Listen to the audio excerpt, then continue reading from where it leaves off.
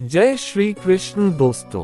भगवत गीता के 18 अध्यायों के करीब 700 श्लोकों में हर उस समस्या का समाधान है जो कभी ना कभी हर इंसान के जीवन में काम आता है।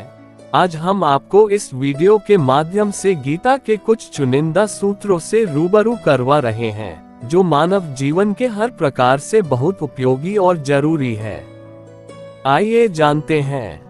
कर्मण्येवाधिकारस्ते मा फलेषु कदाचन मा कर्मफल हेतुर्भूर्मा ते संगोस्त्व कर्मणि।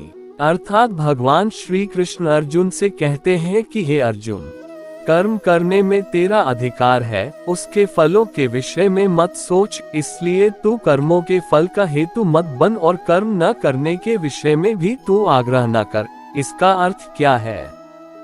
भगवान श्री कृष्ण इस श्लोक के माध्यम से अर्जुन से कहना चाहते हैं कि मनुष्य को बिना फल की इच्छा से अपने कर्तव्यों का पालन पूरी निष्ठा व ईमानदारी से करना चाहिए। यदि कर्म करते समय फल की इच्छा मन में होगी तो आप पूर्ण निष्ठा से साथ वह कर्म नहीं कर पाओगे। योगस्थः कुरु कर्माणि संत्यक्त्वा धनंजय सिद्धयो समो भूत्वा समत्वम योग उच्यते। निष्काम कर्म ही सर्वश्रेष्ठ परिणाम देता है, इसलिए बिना किसी फल की इच्छा से मन लगाकर अपना कार्य करते रहो। फल देना न देना व कितना देना ये सभी बातें परमात्मा पर छोड़ दो, क्योंकि परमात्मा ही सभी का पालन करता है। आज मानव थोड़ा सा रुतबा या सम्मान कमा लेता है तो वह भगवान की तरह बर्ताव करता है। क्या मानव में इतना सामर्थ्य है?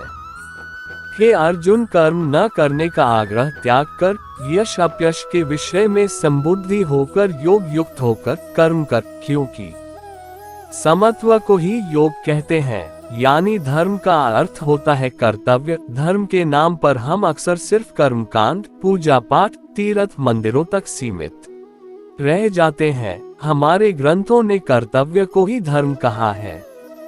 भगवान कहते हैं कि अपने कर्तव्य को पूरा करने में कभी यशपयश और हानि लाभ का विचार नहीं करना चाहिए। बुद्धि को सिर्फ अपने कर्तव्य यानी धर्म पर टिका कर काम करना चाहिए। इससे परिणाम बेहतर मिलेंगे। सज्जनों, आज का युवा अपने कर्तव्यों में फायदे और नुकसान का नापतोल पहले करता है, फिर उस कर्तव्य को पूरा करने के बारे में सोचता है। उस काम से तात्कालिक नुकसान देखने पर कई बार उसे टाल देते हैं और बाद में उससे ज्यादा हानि उठाते हैं। नास्ति बुद्धिर्युक्तस्य न चायुक्तस्य भावना न चाभावयत् शांतिर्शान्तस्य कुत सुखम। योग रहित पुरुष में निश्चय करने की बुद्धि नहीं होती और उसके मन में भावना भी नहीं होती। ऐसे भावना रहित पुरुष को कभी शांति नहीं मिलती, और जिसे शांति नहीं उसे सुख कहाँ से मिलेगा? यानी हम सभी मनुष्य की इच्छा होती है कि हमें सुख प्राप्त हो, इसके लिए हम भटकते रहते हैं, लेकिन सुख का मूल तो अपने मन में स्थित होता है। विहाय कामान यह कर्वान पुमांश्चरति निस्पृह निर्ममो निर्हंकार स शांतिम अधिगच्छति।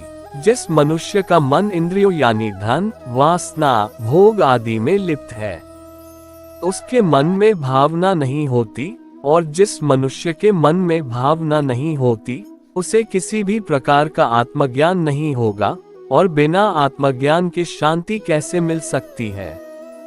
जिसके मन में शांति न हो उसे सुख कहाँ से प्राप्त होगा? अतः सुख प्राप्त करने के लिए मन पर नियंत्रण होना बहुत आवश्यक है। जो मनुष्य सभी इच्छाओं व कामनाओं को त्याग कर ममता रहित और अहंकार रहित होकर अपने कर्तव्यों का पालन करता है, उसे ही शांति प्राप्त होती है। यहाँ भगवान श्री कृष्ण स्वयं अपने मुखारविंद से कहते हैं कि मन में किसी भी प्रकार की इच्छा व कामना को रखकर मनुष्य को शांति प्राप्त नहीं हो सकती। हम जो भी कर्म करते हैं उसके साथ अपने अपेक्षित परिणाम को साथ में चिपका देते हैं। अपनी पसंद के परिणाम की इच्छा हमें कमजोर कर देती है। वो ना हो तो व्यक्ति का मन और ज्यादा अशांत हो जाता है। मन से ममता अथवा अहंकार आदि भावों को मिटाकर तन्मयता से अपने कर्तव्यों का पालन करना होगा, तभी मनुष्य को होगी। न ही कश्चित् क्षणमपि जातु तिष्ठत्य कर्मकृत् कार्यते ह्यश कर्म सर्व प्रकृति जय गुण। कोई भी मनुष्य क्षण भर भी कर्म किए बिना नहीं रह सकता। सभी प्राणी प्रकृति के अधीन है। प्रकृति अपने अनुसार हर प्राणी से कर्म करवाती है और उसके परिणाम भी देती है। दोस्तों, बुरे परिणामों के डर से अगर हम सोच ले कि हम कुछ नहीं करेंगे तो ये हमारी मूर्खता है। खाली बैठे रहना भी एक तरह का कर्म ही है, जिसका परिणाम हमारी आर्थिक हानि, अपयश और समय की हानि के रूप में मिलता है। सारे जीव प्रकृति यानी परमात्मा के अधीन है। वो हमसे अपने अनुसार कर्म करवा ही लेगी और उसका परिणाम भी मिलन ही है। इसलिए व्यक्ति को कभी भी कर्म के प्रति उदासीन नहीं होना चाहिए। अपनी क्षमता और विवेक के आधार पर हमें निरंतर कर्म करते रहना चाहिए। नियतम कुरु कर्म त्वम कर्म ज्यायो ह्यकर्मणः शरीरयात्रापि च ते न प्रसिद्धयेत् कर्मणः। भगवान अर्जुन को बता रहे हैं कि तुम शास्त्रों में बताए गए अपने धर्म अनुसार कर्म कर, क्योंकि कर्म न करने की अपेक्षा कर्म करना श्रेष्ठ है तथा कर्म न करने से तेरा शरीर निर्वाह भी नहीं सिद्ध होगा। यानी श्री कृष्ण अर्जुन के माध्यम से मनुष्यों को समझाते हैं कि हर मनुष्य को अपने अपने धर्म के अनुसार कर्म करना चाहिए। जैसे विद्यार्थी का धर्म है विद्या प्राप्त करना, सैनिक का कर्म है देश की रक्षा करना, मास्टर का कर्म है विद्यार्थियों को पढ़ाना। जो लोग कर्म नहीं करते उनसे श्रेष्ठ वे लोग होते हैं जो अपने धर्म के अनुसार कर्म करते हैं। यद्यदाचरति श्रेष्ठस्तत्तदेवेतरोज्जान स यत्प्रमाण कुरुते लोकस्तदनुवर्ते। श्रेष्ठ पुरुष जैसा आचरण करते हैं सामान्य पुरुष भी वैसा ही आचरण करने लगते हैं। श्रेष्ठ पुरुष जिस कर्म को करता है उसी को आदर्श मानकर अन्य लोग उसका अनुसरण करते हैं।